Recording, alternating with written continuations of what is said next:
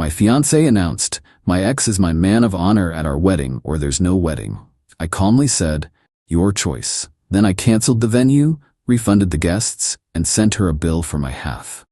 When her ex found out he'd be paying for the wedding instead, Original post: I, 32 male, was supposed to get married in 6 weeks. Was, past tense. Been with Jessica, 29, for 4 years, engaged for 1. Wedding planning had been going smoothly. Venue booked, catering sorted, invitations sent. We'd already dropped about $28,000 total, split roughly down the middle. Last Tuesday, Jessica sat me down with what she called something important to discuss. She had this serious look on her face like she was about to tell me someone died. "Derek needs to be my man of honor." Derek. Her ex-boyfriend from college. The guy she dated for 3 years before we met. The one who remained such a good friend that he's at every birthday party, every holiday gathering, every random Tuesday night when she needs someone to talk to about her work drama.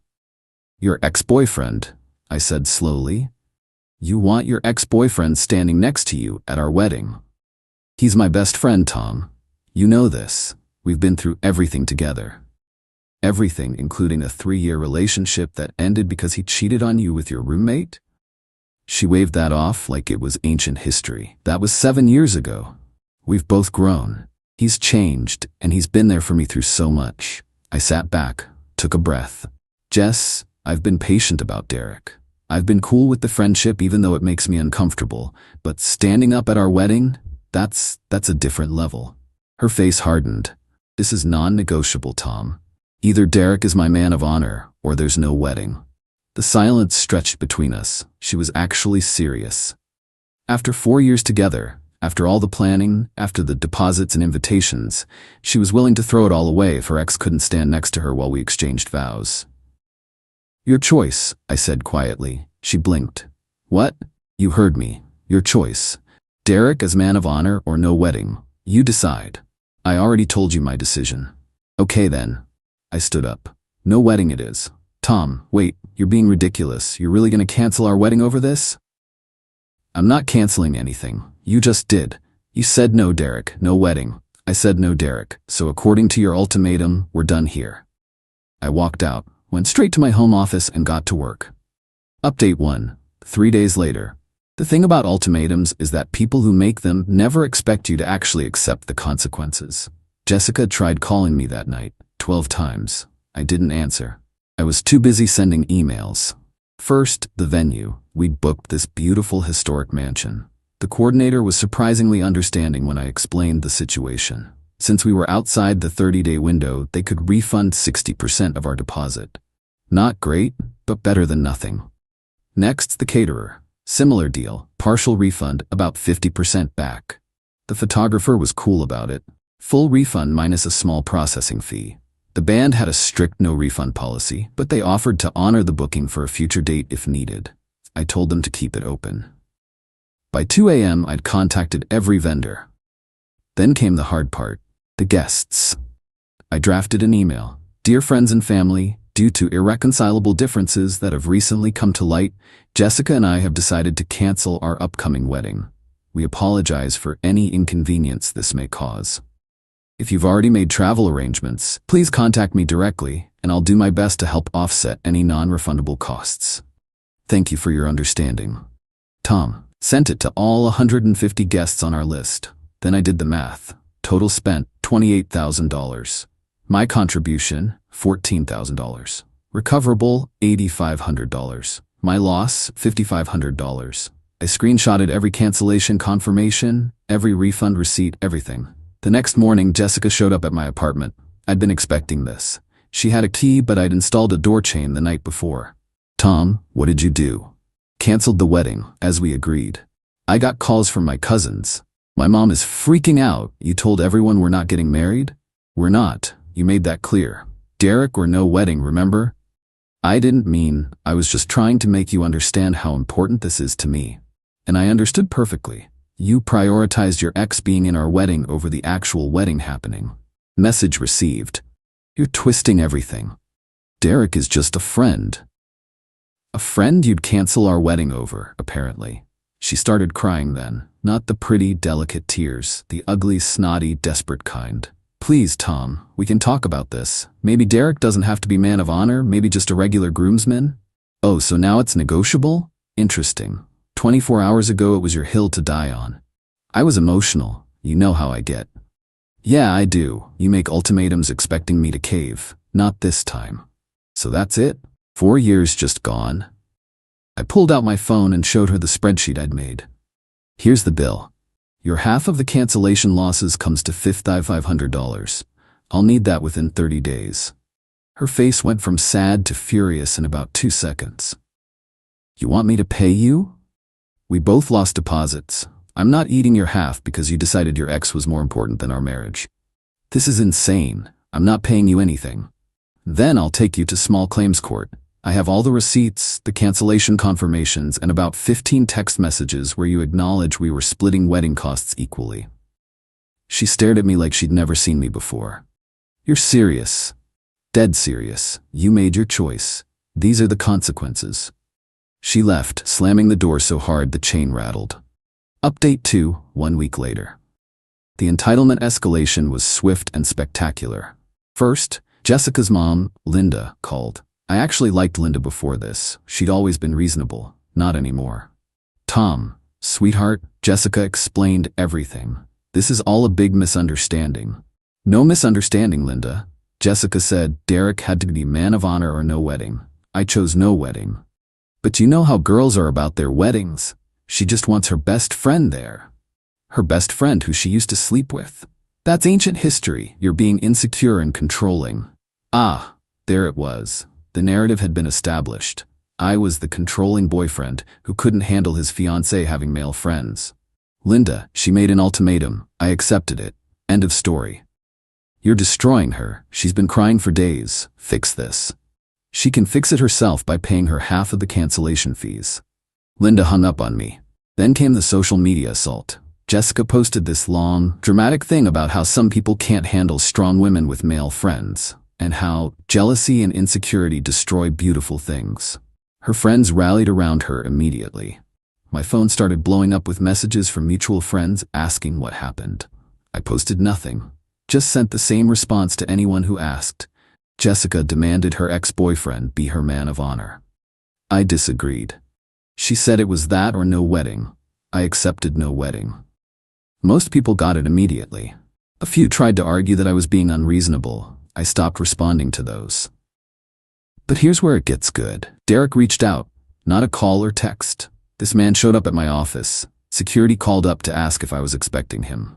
I was curious, so I said yes. He strutted in like he owned the place. Derek's one of those guys who peaked in college, still wearing his fraternity ring at 30, still talking about his glory days as quarterback. We're mad. We need to talk, man to man. We really don't. Look, I get it. You feel threatened, but Jess and I are just friends. Nothing's gonna happen at the wedding. There is no wedding. Come on, don't be like that. You're really gonna throw away what you have with her over pride? Pride? She literally chose you over our marriage. She chose friendship. That's what mature people do. I laughed. Actually laughed. Mature people don't demand their exes stand next to them at their wedding. You're being pathetic, dude. Man up and let her have this. Let me explain something, Derek. There's no wedding. It's canceled. Vendors notified, guests informed, deposits lost. It's done. His face changed then. Wait, you actually canceled everything? Yep. But she said you were just being dramatic, that you'd come around. She thought wrong. The deposits, how much did you lose? About 11 grand total. I'm billing Jessica for her half. Derek went pale. Her half? She has to pay that? Why do you care? He didn't answer, but I could see the wheels turning. Then it clicked. Oh my God, she already asked you for the money, didn't she? His silence was all the confirmation I needed. That's amazing. She wants you there so badly that she's asking you to pay for the privilege. How much did she ask for? That's none of your. 5 grand? 6? He stood up abruptly. You're a real piece of work, man. She deserves better. Then she should marry you. Oh wait, she already tried that and you cheated on her. He left without another word. Update 3. 2 weeks later. The Derek situation exploded exactly how you'd expect. Jessica called me screaming. Actually screaming. I had to hold the phone away from my ear. You told Derek about the money? I didn't tell him anything. He figured it out when he realized there were actual financial consequences to your ultimatum. He's saying he can't help with the wedding costs. He was going to help me pay my half. I nearly choked on my coffee. Wait. You expected Derek, you're just a friend, ex-boyfriend, to pay for half of our canceled wedding? He offered to help. He felt bad about the situation. The situation you created by demanding he be your man of honor?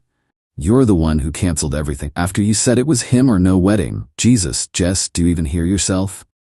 This is all your fault. If you just accepted Derek. If I'd accepted Derek standing next to you at our wedding, what would have been next? Derek coming on our honeymoon as your emotional support friend? Derek moving into our guest room when he has relationship troubles? Where exactly was the line going to be? Silence. Then, quietly, you don't understand our friendship. You're right. I don't understand being so committed to an ex that you'd throw away your future marriage for him. I wasn't throwing it away. I just wanted... You wanted to have your cake and eat it too. You wanted me to be the stable, reliable guy who pays half the bills and Derek to be... What? Your backup plan? Your emotional affair partner? How dare you? Pay me my money, Jessica. You have 2 weeks left. I hung up. The next day I got a call from a number I didn't recognize. It was Derek's girlfriend, Ashley. Yeah, Derek had a girlfriend this whole time. Is this Tom? Yeah. I'm Ashley, Derek's, ex-girlfriend now. I wanted to thank you. Thank me? I've been suspicious about him and Jessica for months. When he came home ranting about wedding deposits and how you were being unreasonable, I made him show me his texts with her. And? Let's just say they weren't appropriate for just friends. I dumped him on the spot. I'm sorry you had to deal with that. Don't be. You did me a favor. Also, thought you should know, Jessica's been telling people you were abusive and controlling throughout your relationship. Derek's been backing her up, saying you isolated her from her friends. Of course she has. I'm happy to set the record straight if you need me to. I have screenshots of their texts. Nothing explicitly sexual, but definitely emotional affair territory. I appreciate that, but I'm good. Let them tell whatever story they want. People who matter know the truth. Ashley laughed. You're handling this better than I would. I'm just tired. 4 years of competing with her ex-boyfriend was enough. For what it's worth, you dodged a bullet. Any woman who needs her ex that badly has issues. Update 4. 3 weeks later. Jessica's final attempt at manipulation came through her dad, Robert. Robert and I had always gotten along. We'd watch football together. He'd help me fix my car a couple times. Solid guy. So when he called, I answered. Tom, can we grab a beer? Just want to talk. We met at a sports bar downtown. He looked tired. I'm not here to change your mind, he started. I just want to understand what happened. I told him everything. The ultimatum, Derek as man of honor, the cancellation, the money. He listened, ordered another beer and sighed. She gets this from her mother, he said finally. The ultimatums, the dramatics. Linda pulled the same crap with me for years. Really? Oh yeah. Either we buy the house I want, or I'm moving back to my mother's. Either your brother stops coming to Thanksgiving, or I'm not cooking. Always something. How'd you handle it? Poorly. Gave in every time. Enabled it. And now look, Jessica thinks that's how relationships work. We sat in silence for a moment. The Derek thing, Robert continued. I never liked it. Told both Linda and Jessica it was inappropriate. Got overruled. You knew about him being man of honor? Found out last month. Told Jessica it was a bad idea. She said you were fine with it. She lied.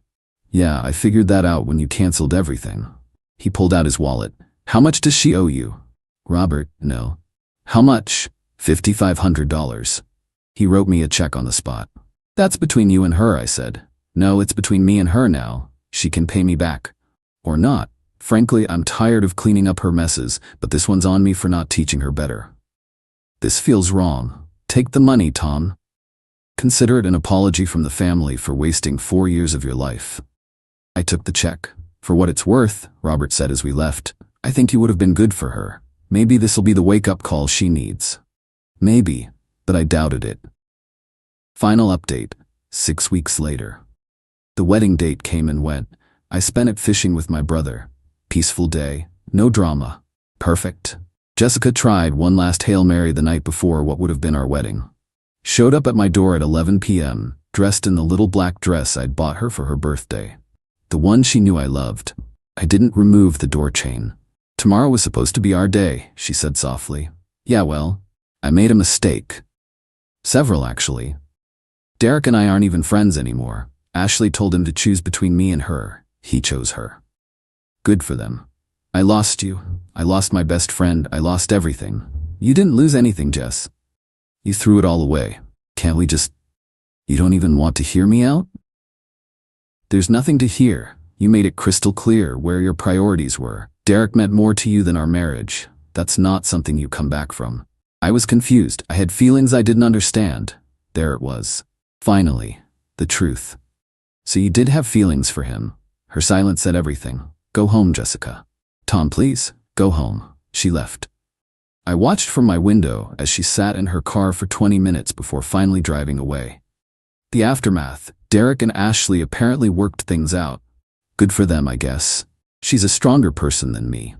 Jessica moved back in with her parents temporarily. Robert told me she's in therapy now, working on boundary issues and emotional dependency. Maybe she'll figure it out, maybe not. Not my problem anymore. Linda still thinks I'm the villain. Posted some passive-aggressive thing about men who can't handle strong women on Facebook.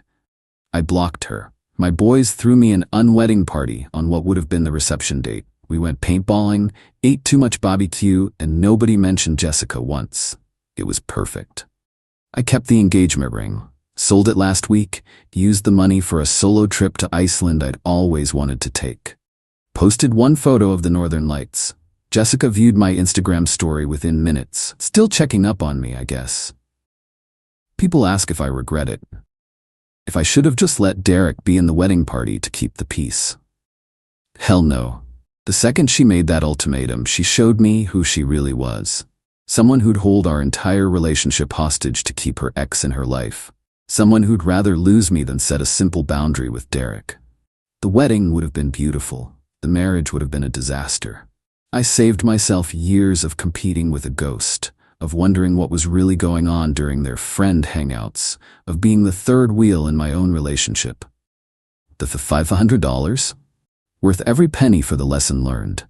When someone shows you their priorities, believe them the first time. And when they make an ultimatum thinking you'll cave, call their bluff and walk away with your dignity intact.